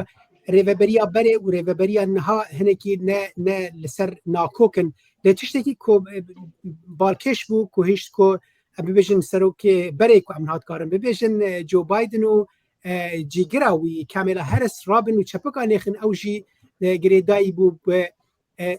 ئەم ببێژن گرێبەستا دناوێنە ئیسرائیل و حەماسێدا کۆ بە ئالی ئەوەیەکیژ ئەوایان هەردوو ڕێڤەبەریانژی دەستێوان تێدا هەبوو ژ بەرەوەیەکێژی ئەو ڕەنگە ئەگەر دمە دەرباس نەبوو بێ تەنێ جێ بوو کە تێدا بایدن و کامێلا هەرس رابوون و چەپک لێخستن یعنی دیار دەکە کو چ قاس ئەمریکا پشتگیریە ئیسرائیلێ و پشتگیریە ڕەوشە ئیسرائیلێ و ئەم ببێژن شەرێوەی لە دژی گروپە حەماسێ دەکات چه دموکرات بن چه کۆماری بوون تشتێ باڵکێش دەربارەی سیاسەتە دەربەدا ئەو بەرفرەهی ئەوها نەبوو تەنێ بهتر باڵکێشاندنێک بوو نیشاندانێک بوو یەکێک و ئەوێ بهتر بالاخوا ینی ئاخفتن بە گشتی وەیەکێ نیشان دەکوت وێ ڕێڤەبەریە ترامپ وێ تەنێ بالاخۆ بدە سەر سیاسەتە یعنی بژن سەر کاروباری ناو ئەمریکای ڕەنگە gelek destêwardanê derveyde neke. بەڵێ سیروان گەڕاوە تۆ لەگەڵمانایە لە ئێستادا سیروان ئەوبەت سوپاس بۆ وەرگێڕانە ڕاستەوخۆکەت بەگشتی دەمێش تێبزانم وتارەکەی دانەڵد ترامپ 47مین سەرۆکی ئەمریکا دەکرێت بۆ لەمە دوا ببێتە ئەجەندایەک بۆ کەمکردنەوەی ئەو دابەشبوونەی لە ناو دەنگدەری ئەمریکا یا لە ناو هاوڵاتیانی ئەمریکادا بوو گەلێک سپاس بەڵێن یانیشخوا وەکو هەفکارانجی گوتن ینی ئەف گۆتار دەستپێکە ئەجندەی دانینە ئەجندەی یەکەیە تایبەت سەد ڕۆژی پێشی دە کامزان و ترام دوان سەد ڕۆژی پێشی دە چەند بریارên فەرمانên سەرۆکاتی وەرگرن لێ خویا بوو لی چەند جارا گوت کۆ یەکیتی ئەمریکا گرینگە گۆنها پشتی هەلبژارتنا من ئێدی باوریە وڵاتیان ئەمریکی بە وڵاتی خۆڤە ڤەگەریایە وی گوت وەکو هێرۆژین ها بەحس کرد گوت کۆ ئەسخوازم ببم کەسێکی کۆنە ئەمریکا دابش بکەم خوازم کەسێکی گۆ ئەمریکا جارەکەدن بکەم وڵاتێکی یەکبووی و یەکگرتی ئەڤات شتێکی باڵکێش بگۆ چەند جارا دەدەما گۆتارە خۆ بەحساوێ کرد لێ گوت و ئەسەر کێشێ وێ گوهارتنێ مە گواردنا کۆلسەر ئەمریکا لەسەر بنگەها ئەجندایەوی بڵێن ئەجندایەوی کۆل ئەمریکا تەنێت دوو جەندەر هەنە نێر و مێ کۆل ئەمریکا چێ نابێ وەکووەژی دەستپێکێت گوت وەزارەتە دادێ وەزارەتی دنیا حکوومەتە کابینای حکوومەتە ئەمریکی ببن ئەگەر کۆ وەکو چەک بکاروەرین ji بۆ بنپێکردنا ڕکابەرێن سیاسی وانات تشتنی خالی باکێشن کۆ بڕاستی کام بزانن چەند جوان حتا بەتایبەت سەد ڕۆژێن پێشیدە ترام دکارە بریارێن خۆیên سەرۆکاتی لەسەر عەردەیە پێک بینە پشتی وێ هەلبەت سەدی سەد وێ ڕۆڵا کۆنگرژی وەرە هۆلێ بەڵێ ئەوبەتە بەپێی میدیاکانی ئەمریکاش کە ئاماژەی پێ دەکەن دەڵێن سەرۆک جۆ بایدن سەرۆکی پێشووی ئەمریکا نامەیەکی بۆ داناڵد ترامپ بەجێهێشتووە لە کۆشکی سپی سیروان ئەمە نەریتە هەر سەرۆکێک بۆ سەرۆکەکەی دوای خۆی نامەیەک بەجێ بێڵێ ڕاستە وایە بووە نەریتە و عرفێکی دەستپێکە ئەزڵام کیژان ساڵ بەسەوای هەرچ جارە گۆ سەرۆکێکیش کۆش کاسپی دەردکەوە نامەیەک بەتایبەت دەبێژم خەتا دەستی تێ نویساندن بڵێن تشتێکی شخصیە تشتێکی گرێدا ئەو شیرەتەکە تشتێکێک کۆژ بۆ کەسێ سەرۆکێک پشتێ و ئەس باوەڕکەم ئەوژی دوێ چارچەوەیە دەبوویانی بەڵێ هێرۆ چەندێک گرنگە بۆ داناڵد ترامپ وەکو سەرۆکی نوێی ئەمریکا کە لە ماوەی سەد ڕۆژی یەکەمدا و بەرەوەی بچێتە کۆنگرسی ئەمریکا و لەوێ وتاری تایبەتی خۆی پێشکەشکە چەندێک گرنگە بەرنمەکانی خۆی ئەو پلانانەی کە هەی بووە ئەو پەیمانانەی کە لە هەوڵەتەکانی هەڵبژاردندا دابوونی ئەمانە جێبەجێ بکات و بیخاتە بەردەم هەم کۆنگرسی ئەمریکا و هەم گەلی ئەمریکاش بڵێن سەد ڕۆژی یەکەم زۆر گرنگە بە تایبەتی سەد ڕۆژی کارەکانی سەرۆک بۆ هەڵبژاردنەکانی مترم گرنگ ئەبێت خەڵکی بە تەواوەتی چاودێری سەد ڕۆژی یەکەمی کارەکانی ئەەکەن بۆ ئەوەی بزانن چی ئەکا ئەو بەڵێنانەی کە لە ماوەی هەڵمەتەکانی هەڵبژاردننا دابووی ئەم بەڵێنانە تا چەندێک ئەتوانێت جێبەجێ بکات تا چەندێک کاریان بۆ ئەکا چونکە ئەمە هەموو خەڵک چاودێری ئەم کارانەی ئەەکەن و ئەمەش ڕنگدانەوەی ئەبێ بۆکەی بۆ کاتێککە 2 ساڵی تر هەڵبژاردنەکانی کۆنگرس ئەنجام دەدرێت کاتێک هەڵبژاردنەکانی کۆنگرس ئەنجام دەدرێت وەکو چۆنەڵی وەکو ڕیفۆرمێک وا ئەبێ لەسەر لەسەر بەڵێ ڕیفراندۆم ببورن وەکو ڕیفراندۆمێک ئەبێ لەسەر کارەکانی سەد ڕۆژی یەکەمی سەرۆکی ئەو سەرۆکە بۆی بزانن چی کردۆ چی نەکرۆ کەواتە کارەکانی سەد ڕۆژی یەکەمی ترامپ زۆر کاریگەری بۆ سەر کۆماریەکانە بێ بۆ سەر هێشتنەوەی زۆرینە لە کۆنگرس یاننا ئەکەوێتە سەر ئەو کارانی کە ترامپ لە ماوەی ئەم سەد ڕۆژەیە ئەیتا و ئەو بەڵێنانی کە لە ماوەی هەڵمەتەکانی هەڵبژاردننا دابوونی تا چەندێک ئەتوانێت جێبەجێیان بکات ساڵح ئەو سەد ڕۆژە وەکو هێرۆ ئاماژەی پێکرد دەبێتە پێوانەیەک بۆ دەری ئەمریکی لە میدتێرمە بەڵام لە ئەمریکا بارێکی باو هەیە هەمیشە لە میدتێرمە ئەگەر سەرۆک کۆماری بێ لە کۆشکی سپی کۆنگرس بە هەردوو خانەکەیەوە دەبێتە دیموکرات یان بە پێچەوانەوە بۆ ئەم 2 ساڵەی داهاتوو چۆنە باڵکێش بەڵێ انتزانی چما ji ber evnha em di dema teknolojiyê de di dema em bê serdemekê dane ku her weşeyek tê tomarkirin bi wêne û bi deng her weşeyeke ku ji devê serokê Amerîkayê derkeve di vê axaftina wî de ew sozeke dema ku di van 2 salan da û di van sed rojên destpêkê wekû sêrwan û hêro jî anî ziman her cihekî da şaşiyek jî kêm bibe dezgehên ragihandinê hene kesên ku rastiyan taqî dikin hene yekser wana digirin û yehnekî hema bibêjin hema muhale jî ku her yek dikaribe li gor her gotineke gotî sozên xwe jî pêk bîne wê demê çi dibe ew hêviya ku dengdêran di van sed rojên yekê de yan di van 2 salan da ku ji serokekî Amerîka yan ji em bibêjin partiya desthilatdar hêvî dikirin ڕەنگە نە لە گۆر هێویەوان دەبن ئیدی چ دەکەن لە ئالتەرناتیڤ دەگەرن لە کەسێکی دن دەگەرن کێم جاران وها چێ بووە کۆ خەڵک هەممی ژێ پەرفۆرمانسا سەرۆکێکی یان پارتیەکێ دوان دە ساڵاندا رازی بوونە ji ber wê jî ji ber ku soz tên danîn soz gotin bigotin rist biristin wê demê deman neyên pêk anîn xelk li cihekî din digere ji ber wê jî em gelek caran dibînin ku ev guhertinên han çê dibin lê carek heta ev ne tenê wiha ev di dîroka Amerîkaya serokatiyê de jî wiha bûye yanî em kêm caran dibînin ku em komarî sê çar caran ser hev derkevin yan demokrasiyê çar caran ser hev derkevin هەمیشە هەردەم خەڵک دخوازە لە تشتێکی نو بگەرە ئەو تشتاژی تم پارتیە دەسەڵاتداردا نایە دیتم گەلک جاران ساڵح ئەماژەژە بە میدیاکان کرد ئەڵبەتە سەرۆکترام لە وتارەکەیدا ئاماژەی بە خاڵێکی کەش کرد کە پێویستە ئازادی ڕادەربڕین لە ئەمریکادا بپارێزرێ و ئێستا کاتی ئەوەیە کە ئەمریکا بگاتەوە پێگەی شیاوی خۆی زۆر بە کورتی هێرۆ سیروان ساڵح شتێ بینیەکان لەسەر ئەو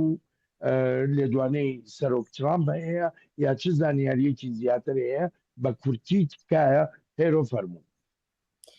ببوورە بەڵێن دەنگەکەت باش نەهاتە من لەوەیە بزەبت لەسەر کام لێدوانی بوو داوای لێبوردنەکە لەسەر ئازادی ڕادەربڕین و ئەوەی کەوتی ئەمریکا ئیتر دەگەڕێتەوە پێگەی شیاوی خۆی بڵێ سێ و چوار جار ئاماژەی بەوە کرد ئازادیەکان گرنگە ینی ئەتوانین بڵین تیمی وتارەکەی بابەتی ئازادی بوو باسی ئازادی ڕادەربڕین کرد باسی لەوە کرد کە ئازادیەکان گرنگن بۆ وڵاتی یەکگرتوەکانی ئەمریکا و شتێکی کەشکە باسی کرد نابێت دام و دەستگاکانی حکوومەت یاخود بەڕێوەبەرایەتەکە دژ بە کەسانی تر بۆ مەبەستی با بڵین بە مەبەست بەکار بهێنرێت ئەمەش بابەتێکی تر بوو ئەلبەتە زیاتر وا بزانم لێرەیە سەرۆک ترامپ دەیویست فۆکس بخاتە سەر ئەو با بڵێن ئەو ڕاگەیاندنانە و ئەو جۆرە مامەڵەی کەوە لەگەڵ یاکرابوو لە بەڕێوەبەرایەتی دووبارە نەبێتەوە ئەوانە دووبارە فۆکسی لەسەر ئەو بابەتە بەڵێ دەزانی ئەم دەزانێت نەرحەتیەک دناوێنە ترامپ دەمابەرێدا و دناوێنە دەستگەهێن ڕاگەهاندنین ئەمریکادا هەبوو ئەم vەیەکێ باش دەزانن و بنەرێ مەژی vەیەکێ باش دەزانن ڕەنگە ئەو دخوازێ هەوهاتنەکێ vê دەربارەیدا چێکە ji بۆ ئازادیا دەربرینێ ئەم دەزانن ئەو یەک ژوان کەسا بوو کۆ تویتەرێ نەهێشت لەسەر پلاتفۆرمە خوا کار بکە حتا کۆ ئێران ماست تویتەر کردی کرا ئێکس و ئەو جارەگەدن بە گەڕاندیانی هەنێک تشتێن divê دەربارەیدا هەنە ئەوەی هەوڵ بدە وان چارەسەر بکە و ڕەنگە لە هەوهاتنەکێ دەبێت دەربارەیدا بکە کۆ مەدیا ئەمریکی بداویە داوی هەگەر ئەم بپیون بە مەدیایین وڵاتین درا مەدیا کە ئازادە ئەو دکن هەنێک دەستگەی ڕاگەهاندنی هەنێک کولی ئالی ئالی ئەو دکن ئەو دخوازێت دەبێت چارچەوەیدا کار بکەن بەڵێ سیروان بەڵێ گەلێک سپاس بەڵێن ینی ئەژی وەک ساڵح و هێرۆ دەبێژم ینی ترامپ دوان 4 ساڵێن بوورید و حتا بەری وێ دەما هەلبژە سەرۆکەتیا خۆیەکێ دە بەحثۆی کرد گۆ مدیا لیبرالە مدیا بگشتی سەر دموکراتە بەنە و دەوێ ئەv ڕێ لە بەرڤەیەکێ وەرەگرتن لێ باشترین و نێزیکترین نمونە بەڵێن ئەو بوو کۆ بریارە دادگەها بلند یا ji بۆ قەدەخەکردنا ئەپلیکیشنە تیکتاک لە ئەمریکا وەکو دەستگەهەکە مدیا جوواکیان ئەپلیکیشنەکە مدیا جوواکی بریار هاتە ستەندن پشتی چەندەم ژمێران ji ber زەخت و فشارên ترامپ هات ڕاگرتن و هاتێک تاک وێڤەکری بمێنە حتا ئەم ترامپ بشێوەیەکی دن سەر دەریەرگەل بکەش بەرۆ ترامپ تمی وەک نێزیکی خەڵکێ دبینە و دەبێژە میدیا دەستی لیبرال و دموکراتە دەیە و دبێ ڕێ بەروەیەکی وەرەگرتن دەبێت چارچەوەیدا بەڵێ سیروان ساڵح هێرۆ سوپاسان دەکەم بۆ بەشداریتان نەم ڕووماڵە تایبەتی بەشی کوردی دەنگی ئەمریکا بۆ مەڕاستیم و پرۆتۆکۆڵەکانی سوێنخواردنی یاسایی 47مین سەرۆکی ئەمریکا ئەلبەتە ئازیزانم سوپاسی بێپایانم بۆ ئێوەی خۆشەویستە کە تا ئێستا لەگەڵماندا بوون تا ڕووماڵێکی تری داهاتوومان لە بەشی کوردی دەنگی ئەمریکاوە ڕێز و خۆشەویستی ستافی بەشی کوردی دەنگی ئەمریکا و هی خۆشم بەڵێن ساڵح پەسەند بفەرمونون هەر لە خۆشیە جێتان بێڵێ